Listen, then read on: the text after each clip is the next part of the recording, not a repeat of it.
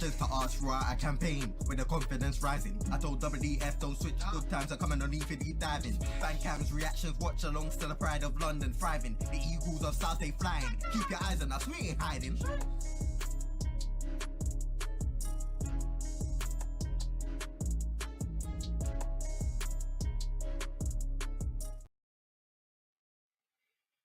Good evening, everyone. Bear with me. I think I've not connected my mic properly, or it's either that or the mic is not working. Hopefully that. Hello, testing. Hope you can hear me. Give me a thumbs up if you can hear me okay. Apologies for that, but this is Roy's Presser. Now, it wasn't a long one.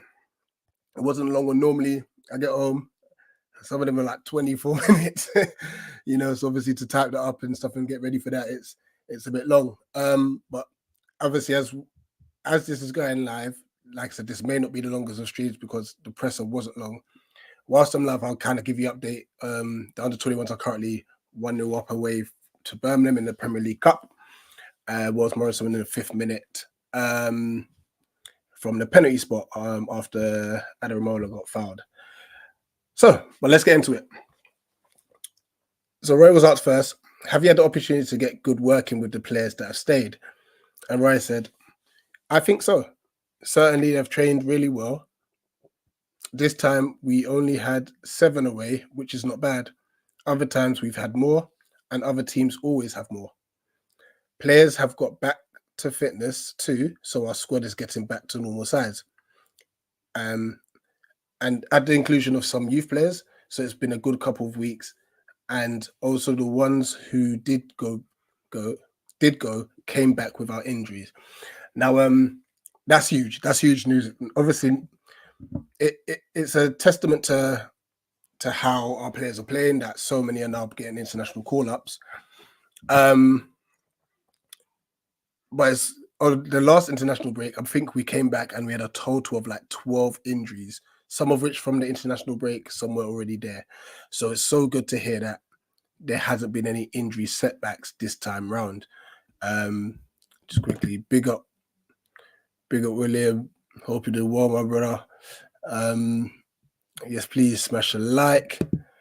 Big up Cody as well. Yeah, listen, we have to get back to winning ways. I agree. We have to find a way. Just get the win. And thank you for confirming that the audio is okay. Right. Next, he was asked, with the experience gained from international games, that could only benefit Palace. And Roy said, yeah, I couldn't agree with you more.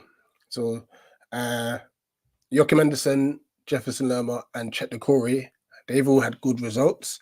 Jordan Ayew, unfortunately, didn't. That's obviously linked to me as a Ghanaian. We lost to Comoros. Yeah, I don't know what's going on. We're not doing great. I think we've dropped to 3rd now in the World Cup qualifiers, which is not good. In a very tough group that also has Mali in it. So, yeah, we need to buck up our ideas. But, yeah, Ghana unfortunately lost 1-0. Mark Gay and Sam Johnson obviously are regulars with England now. He's mentioned that. Gay obviously started both games for England, which is good for him. And once again, happy we didn't come back injured.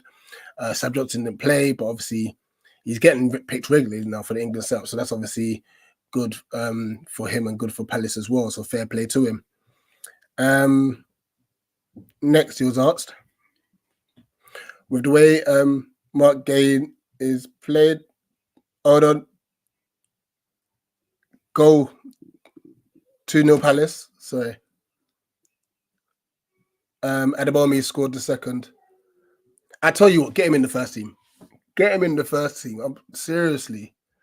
Let's see. So let me just have a look.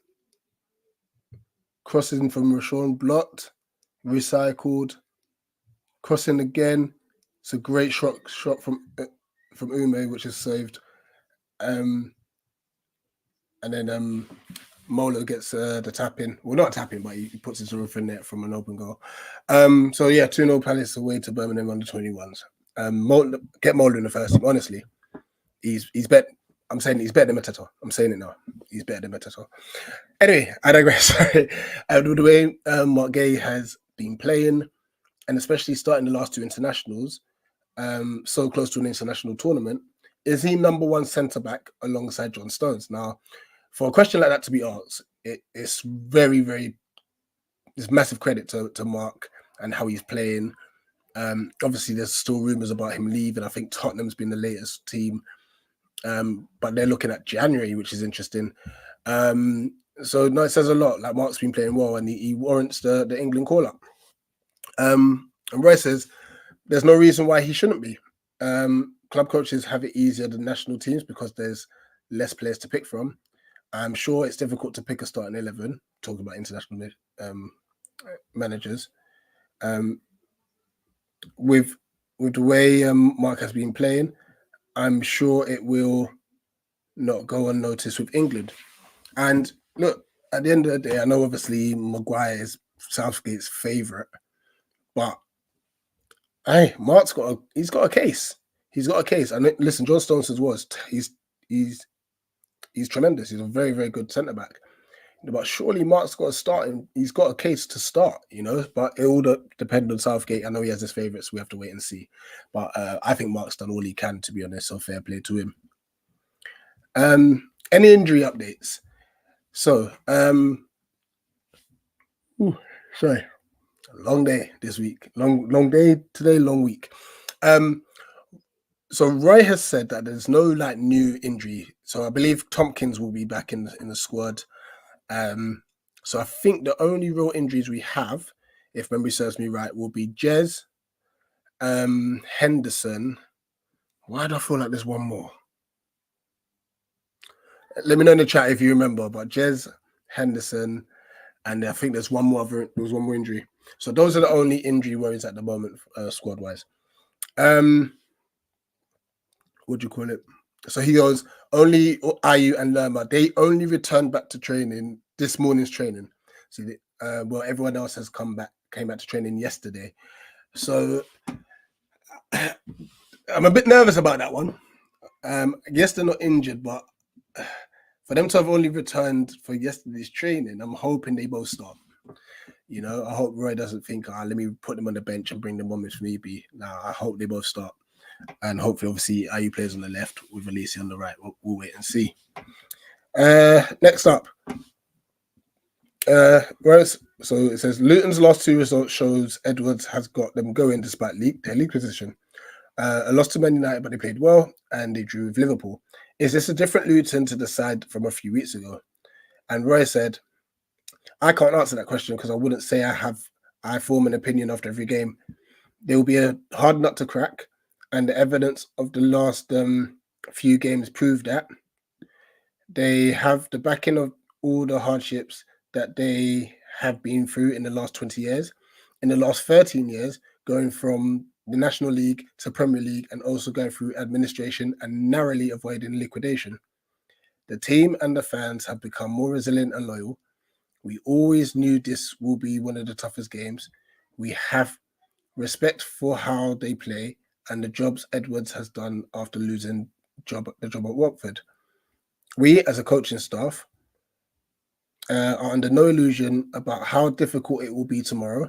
The players need to have their heads screwed on and not look at league position because that won't matter on the day. If we don't perform on the day, Luton will have a much easier task on their hands than they first imagined. Now, that last bit was a bit interesting. He said, if we don't perform on the day, Luton will have a much easier task, which says to me, Roy's he's literally going for it, you know? And I think Mola scored again. Yeah. Mola's got 12 for the season now. Like I said, get him in the first team, honestly. So you know that ball's just passed down the right hand side. Umar has a cracking shot. Ball's saved on the keeper. The way he brings that down and the finish. Oh, good goal. Good goal. Well done, Mola. Very, very good goal. But yeah, so I'm hoping obviously, you know, we just go for it, you know. But most importantly, we get the 3 points. I think we need the 3 points, but we're under no illusion that how hard this game is going to be. Like Luton would not make it easy. Cody says it. Harry Southgate's son you never had. You might be onto something, you know. Seriously, it's crazy. It's crazy. Next, Ray was asked, how much difference has Eze being back made? And Ray said, I think he was very good against Everton and he's trained well this week. We're hoping that he kicks on and continues to be the player we know he can be. When he's playing well and when he's in good form, he's a major piece on our chessboard. You know, so yeah, 100%. Ebbs is something else. He's too cold with it, and now he's got his bestie back. You know, so hopefully we can see the first signs of that tomorrow away at Luton. And lastly, told you it went a long press conference. How different is the pressure when you're a manager of a team at the bottom as opposed to in the middle or the top? The pressure is coming from the bottom and not the top. There's a cluster of clubs that won't contemplate the thought that they might find themselves at the wrong end of the table and just focus on trying to make the Champions League or the Europa League or win an FA Cup. We're a number of clubs who can never take our eyes off the ball. That's why every game is important. Every point is important. Every point drop takes us where we don't want to be. And with the 3-point system, as opposed to the old 2-point system, 2 wins in a row, and you can fly past other teams. We've played Sheffield United and Burnley, and I've been impressed with both those sides in the way they've conducted themselves. So yeah, it's just pretty much highlighting the fact that, listen, you know, look, there's a certain amount of teams that they normally wouldn't be looking at that relegation or anything like that. There's a cluster of teams that I'm thinking we can't drop the ball because we can end up dropping off, you know. So yeah, obviously the pressures are going to be different depending on where you're on the league table, and also depending on what your expectations are at the end of the season, you know. But yeah, that was pretty much it. So I'm gonna leave you to it there, as it's just a reminder. Currently 3-0 to Palace under 21s away at Birmingham. I think I might be the curse, you know. I think when we've done under 21s, the last two, I don't know. Actually, no, we did win one and we lost 2, I think. I don't know, but maybe I should leave him alone. But yeah, Cody says in there, we don't need to get anxious another starting the game. We need to play sound football and be patient. As long as the players still won't sleep at home, I know we can get our points tomorrow. You know what? I think that's the best way to approach the game, actually. We just have to be very patient. I think once we've scored a goal, things will open up. But if we try and force it, like, I think it will cause ourselves our own problem, and so on and so forth. And I think we're also going to need Eddie to be on point, because obviously he's going to be up against 3 centre backs as opposed to 2. And also we're going to need Ebbs and Jordan to support Eddie as much as possible to try and break the line. So yeah, listen, big up to everyone. Smash the like button. Obviously share the channel, share the stream. What else?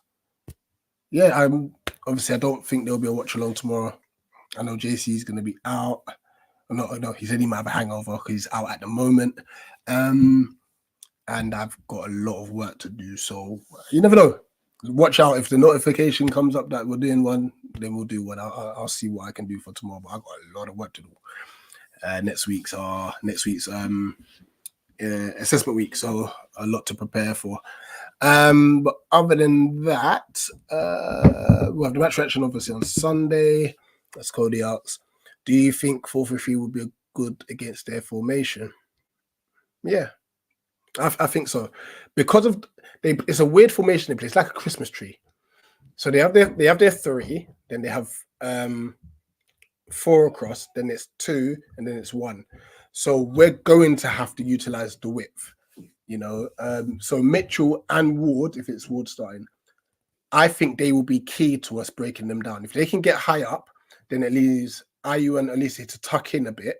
Then instead of it being just Eddie up front his own, they've kind of got 3 players to focus on at 3, and they can have like 1v1s there. So I think the key to breaking them down will be getting our fullbacks forward, but we have to be mindful that obviously they're decent on the break. And I think that's where Lerma and Doucouré will be key in covering those spaces, in my personal opinion. But we'll wait and see. But big up everyone.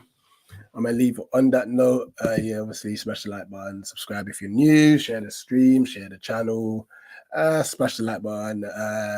Yeah, and watch the space for obviously further content on the channel as I go and watch the rest of this game. and put my feet up because I'm tired. But listen, have a blessed weekend, everyone, and hopefully we get the 3 points tomorrow. Other than that, up the Palace. He goes.